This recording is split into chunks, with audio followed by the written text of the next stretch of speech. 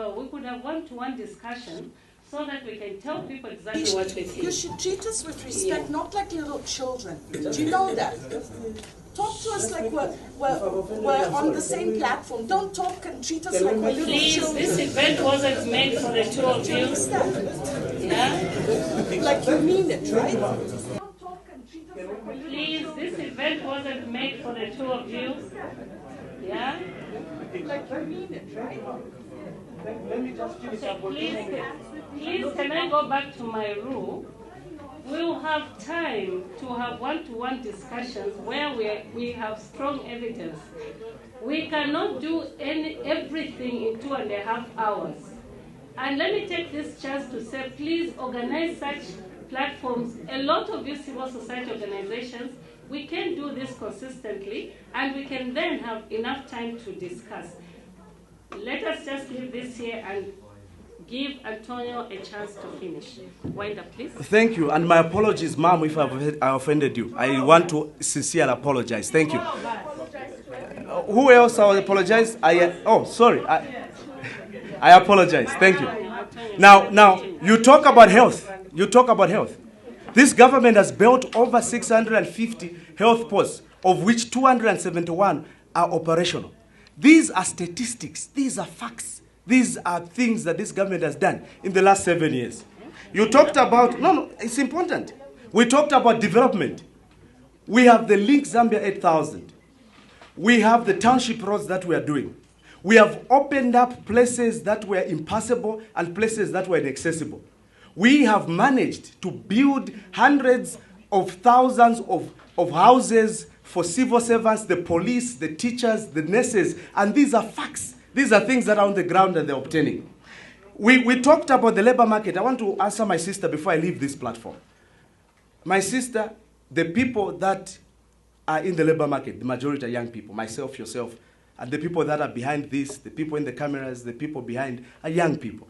Yes, this government is doing a lot to ensure skills development. That's why we have moved the numbers from 1,700 skills development centers to over 3,000 skills development centers in the last 7 years. Yes, this government is committed to youth empowerment. This is the reason why the budget allocation to youth empowerment has tripled in the last 7 years. Yes, this government is committed to ensure that young people that come from families that cannot afford bursaries are given bursaries. This is the reason why for the first time in the history of this country, we have over 4,000 students that have been given bursaries at colleges and universities, inclusive of University of Zambia. Yes, we affirm that this government is so concerned with overcrowding in classes, and this is the reason why we are building more secondary schools and improving the basic schools to a tune of 278 basic schools and secondary schools that we have had in the last 7 years. Yes, this is the reason why we are building more universities. Paul Mushindano University, Robert Makasa University. I wish, and this is just an honest appeal, there were so many people that talked. Everybody was against our position. I wish I could have been given more time to respond to all the critical questions. But it seems that I will not have a chance to respond to that, and I feel an injustice. But let me conclude in this fashion. The facts have been laid on the table. The economy is growing. We have policies not to leave anyone behind. We have put measures to ensure fiscal consolidation, and those measures are yielding results. This is the reason why even domestic debt has gone down from $19 billion, 19 billion kwacha to 10 billion kwacha. This is the reason why we have more resources which are being organized and mobilized locally as opposed to depending on donor funding. I want to say thank you so much to everybody who came. Thank you to the organizers, and we hope that we'll continue to engage ourselves. If I injured anybody in my speeches, when I give the truth, I'm very, very passionate. I just want to sincerely apologize. I enjoyed myself here. May God bless each one of us. Thank you. Thank you. Thank you. I'll call upon Dr. Sishuwa Sishuwa.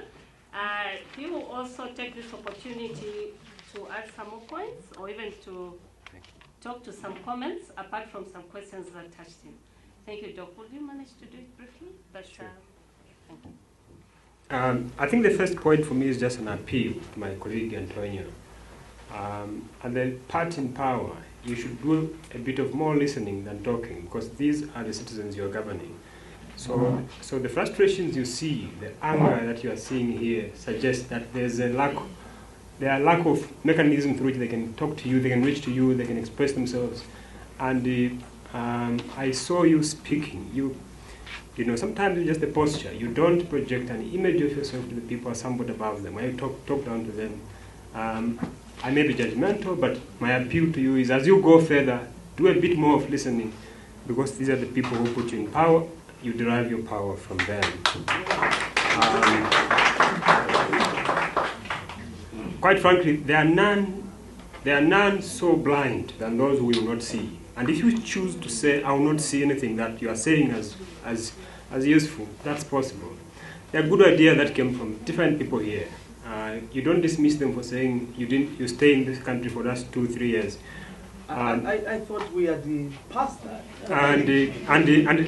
And then you made a point that, you know, I'm hardly in the country. I've been here since 2015.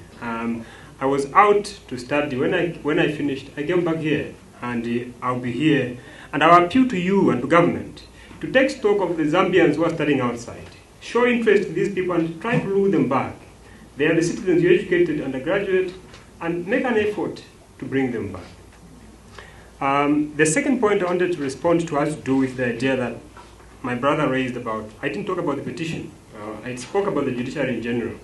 A critical component of judicial independence relies on public trust. And once that relationship is impaired, then you know, there's a risk for a breakdown in the rule of law. When you say the Constitutional Court, I'll give you an example just to show you how that trust can be undermined.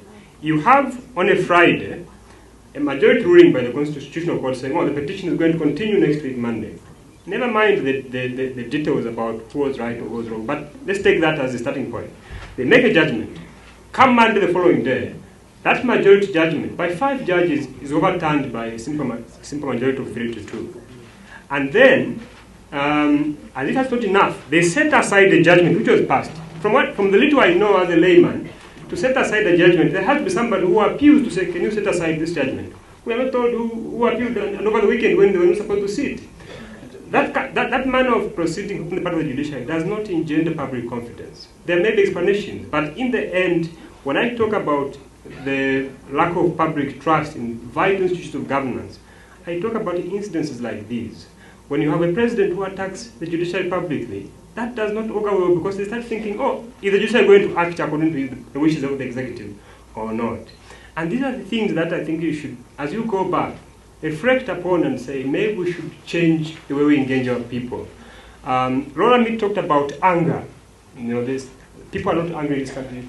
Well, the people have institutions through which they wish to be managed. It's not enough. I mean, if we get angry, all of us, I'm sure they'll arrest us. And they did it to you. All you were asking were simply questions on accountability. What happened to you? You were thrown in jail. I had to come and remove you from there at midnight. And in the end, for me, the crucial issue had to do with those of us who are educated. We are the ones who are letting down the common man. You can't expect a man in Kalingalinga to know what the ACC does. It's not that the ACC needs to be strengthened. No. It's the individuals in these institutions. Change is not brought about by groups of people. It's brought about by individuals. It's you. It's Mandela. It's somebody else who stands up and says, no corruption. It won't be a group of people. Stand up today, do the right thing, and we will follow you as our leader. The last point I wanted to mention has to do with the point about national unity. You said the president appointed 3 UPND MPs, and the UPND reacted very badly to that.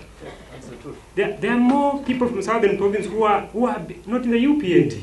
You don't have to go and hunt for Edify Hamkari to put him as provincial minister, and then you say that's cabinet. We are talking about the cabinet as in the ministerial. Let me finish what your time I didn't interrupt you. Please. And this is what I'm talking about. Listen to what some people are saying.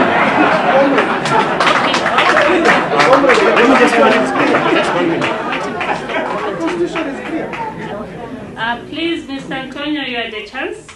He's just doing the last point. It was a small correction. The Constitution is And clear. the two of you can talk afterwards.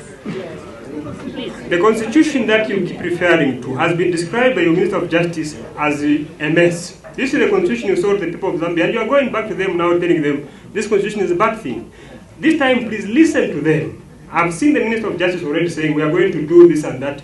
That's what people have told you. And the point I was making about national unity is that don't insist on experience, qualifications. Yes, those are attributes that are essential. But the Constitution, defective as it is, gives the President 8 nominations to deal with electoral imbalances. The Southern Province may not have voted for you. But reach out to them. You can find people who are not even politicians. Make them cabinet minister. If a Tonga looks at your cabinet now, I'm sure they won't feel represented. I'm not Tonga. I come from Western Province, you have the vice president there. I can say, oh, I look at there, I say, okay, there's a lodge there, I can feel represented. What about the Tonga? Don't punish them for their voting party. That's part of our democracy. And relay this message to the president that we are watching. And we feel for our brothers and sisters from that part of the region. Embrace them. Don't poach those who are already members of UPND. The reaction you got, we will visit you again. Ensure that you get those who are credible. There are people with integrity, the experience talked about. You can find them. If you don't know them, come, I will help you. Thank you very much. Before we close, I'd just like to give some closing remarks on behalf of the Oasis Forum. Firstly, thank you everybody for coming. I think it's been a great evening. I think the audience has been very engaging. The speakers were wonderful, so thank you very much. I just wanted to say that I think what's come out is that, as Laura Miti has been saying, there's a crisis of accountability, but more so a crisis of leadership, because without leadership, our leaders will not be held to account. And the statistics show that the development is not